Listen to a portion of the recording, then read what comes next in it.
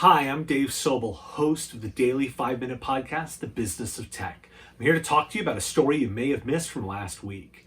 ConnectWise Control, used by at least 100,000 users managing millions of endpoints, has been discovered to have 8 security flaws that allow for an attack chain to hijack those managed systems, according to security consultant Bishop Fox.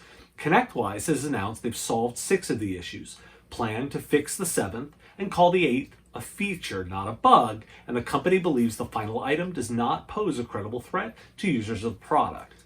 Bishop Fox Associate Vice President of Consulting, Daniel Wood, in an interview with CRN Magazine, said, "The conversation turned a little contentious. A threat of defamation and libel did come up in that conversation. That immediately concerned us," he said.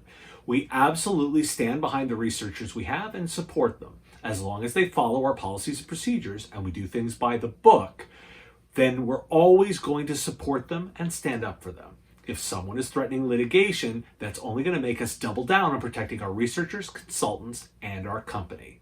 Since the announcement, ConnectWise has written an open letter in response and put up a new website about security and gone into detail about the flaws and responses both from Bishop Fox and an outside security consultant.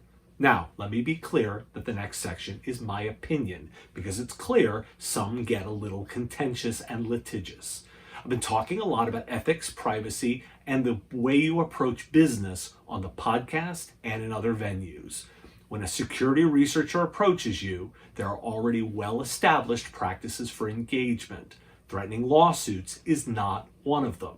The answer that doesn't come up often is threats of defamation and libel. I spoke with Huntress CEO and researcher Kyle Hensloven, and I asked him about the way security vulnerabilities are reported, and I asked about how researchers react to being threatened. You can imagine me as a security researcher. I don't tolerate that very well. I think that's that's the approach of your mother or your father's company. That's not the 2020 approach, and to be honest, it probably hasn't been the approach since 2010. If you're interested in more of that interview, it's available as a full bonus episode of the podcast. Bugs happen. We know they're going to happen, and we know security issues come up.